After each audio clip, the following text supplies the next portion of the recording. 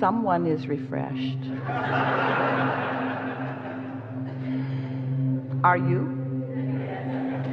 Now what? Hi. I'll make this nice and short. I'd like to talk about my reaction to things, and so when maybe someone verbalizes something to me and how I react in my body and start to shut down, for example. You know, a lot of people have said to me, over the years, you don't smile much, and that really frustrates me. And maybe I start thinking, maybe I overthink too much, when in moments I know that I'm really happy. So, I guess my question is, how do I learn to control my overthinking and going into the stories, because they seem so rapid sometimes? Well, we don't think that there's a better topic for this point in our conversation than reaction, because that is in fact the reason that so many of you don't offer the vibration that you mean to steadily. And we cannot talk about reaction without talking about law of attraction, because your reaction is because of law of attraction.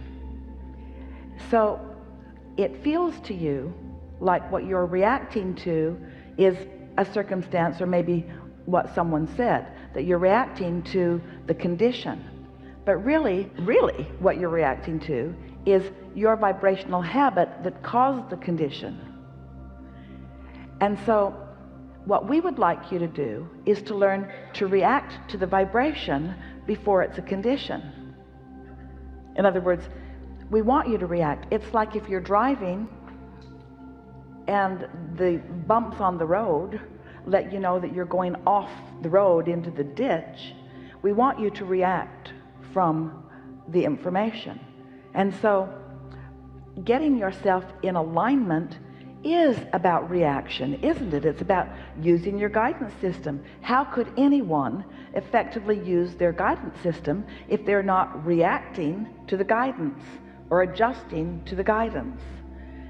So when you talk about reacting, if you are talking about reacting to a comment or reacting to a situation, we want to say it's natural that you would, it's just a little too late, because once it has come so far that you're having that experience, of course, then the reaction becomes part of your experience.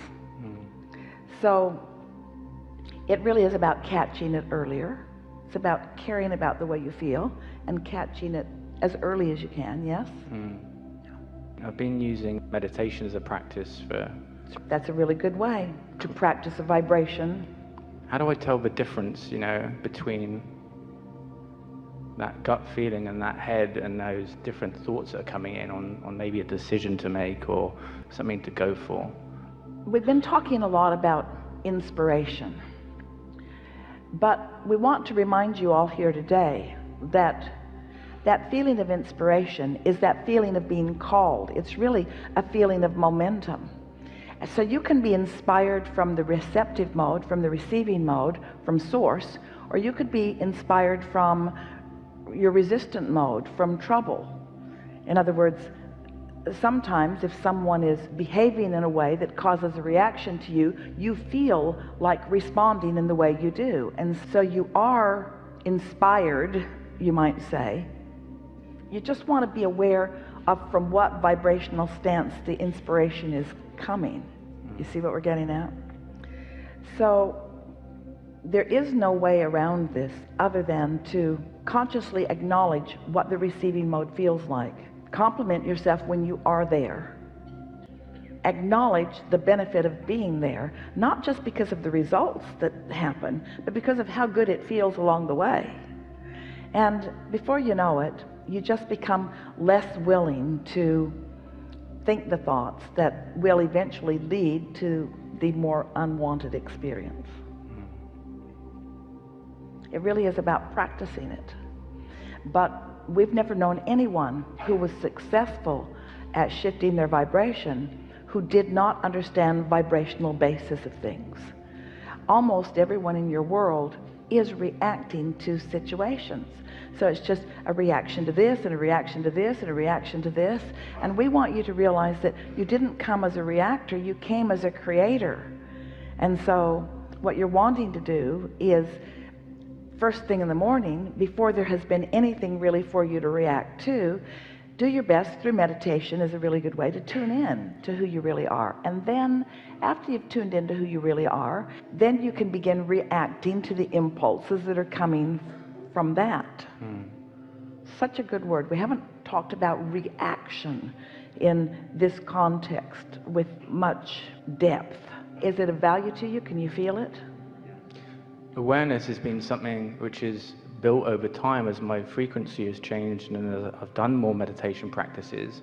And oftentimes now I may react and I'll go, damn it, I knew I should have caught it then. How can we, is there any strategies or anything that we can implement to be able to catch things quicker? Yeah, acknowledging that you didn't catch it quicker is a good step in queuing yourself up to be ready earlier. But we want to insert another word into this conversation so that you can look at this in a different way.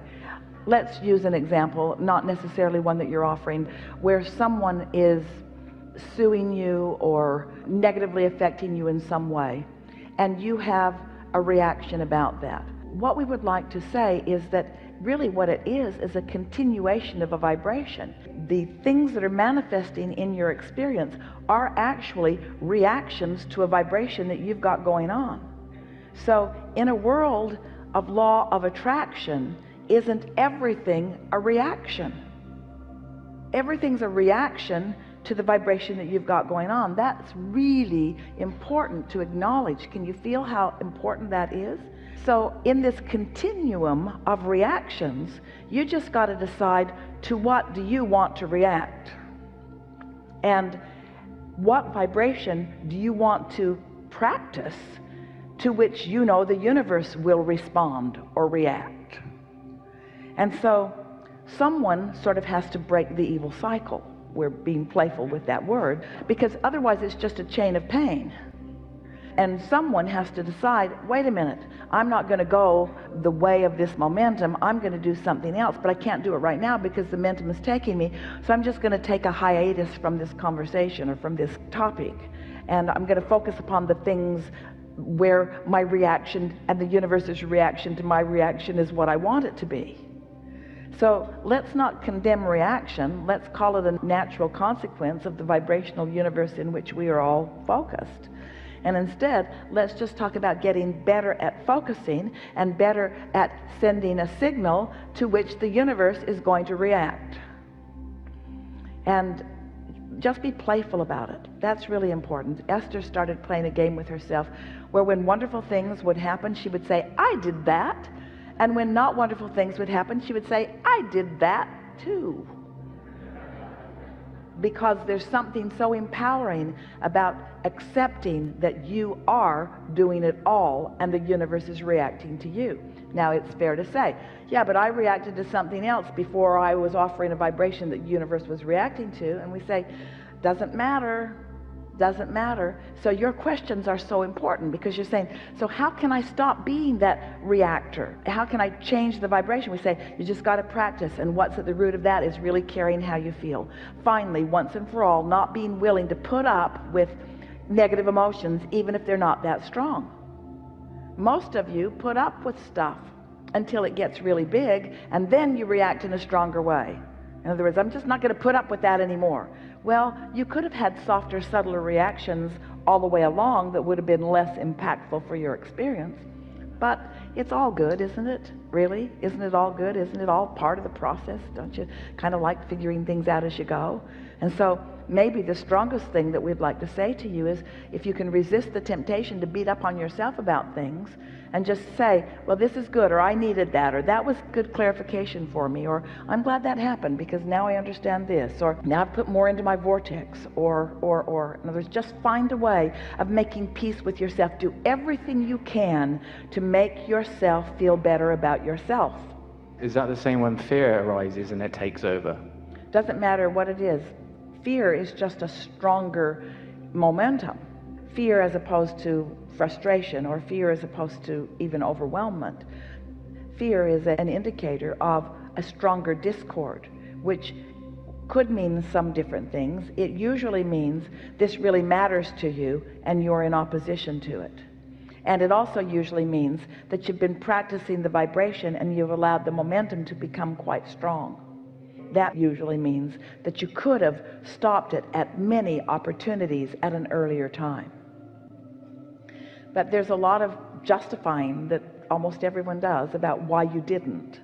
And usually it's just because you didn't take the time or because you're too busy. That's a big factor for so many of you. You get yourself so task-oriented and so time-sensitively task-oriented that you don't feel like you have the luxury of time to process things or to find a better thought. But you can soothe that a lot with a very small habit.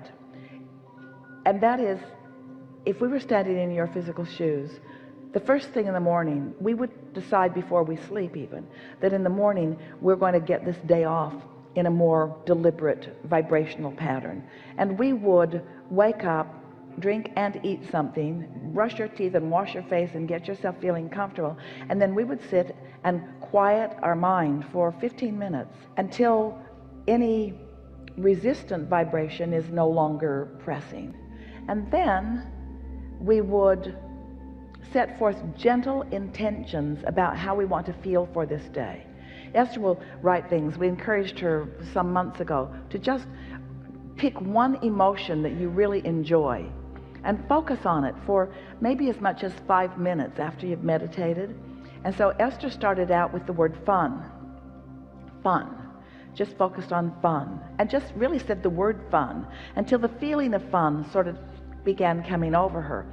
And what she began to notice is that after a day or two or three of spending about 5 minutes just focused upon the idea of fun, fun things would occur to her, and she started scheduling more fun things to do for herself or for herself with others, just more fun things. And then once she had found the fun of that, then the word that she chose was clarity. I like the feeling of clarity. And in order to really amplify how nice the feeling of clarity is, she put it up against the feeling of confusion. And she played that game, confused or clear-minded. And there was something about that feeling of confusion. And then just to make sure that she was focusing it the way she meant to, she thought about that foggy feeling or that unfocused feeling where, what did I do with my keys, or where is my phone, or what have I done with something?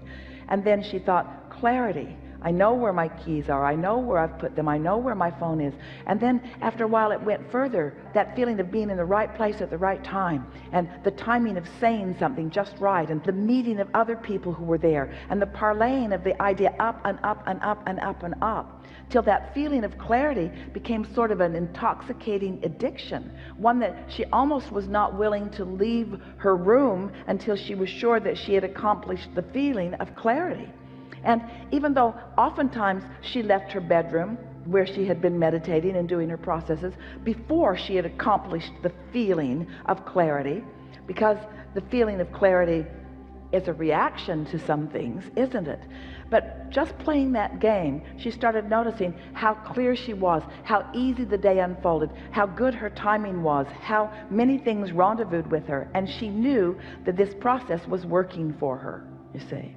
Jerry and Esther have a friend who is a therapist. She has lots of credentials, and she counseled, or at that time was counseling, quite a few people. And we were talking about the idea of scripting, which is like telling the story the way you want it to be, putting the components in it the way you like it. I did this and it felt like this, and then I did this and it felt like this. So this woman had some people who she was assisting, one of them her son, who is a really good carpenter. He makes finished furniture. He was the best around, but he didn't have any business. And so she just began focusing on him and thinking about his success, because it was pleasurable to do, much more pleasurable than reacting to his reality.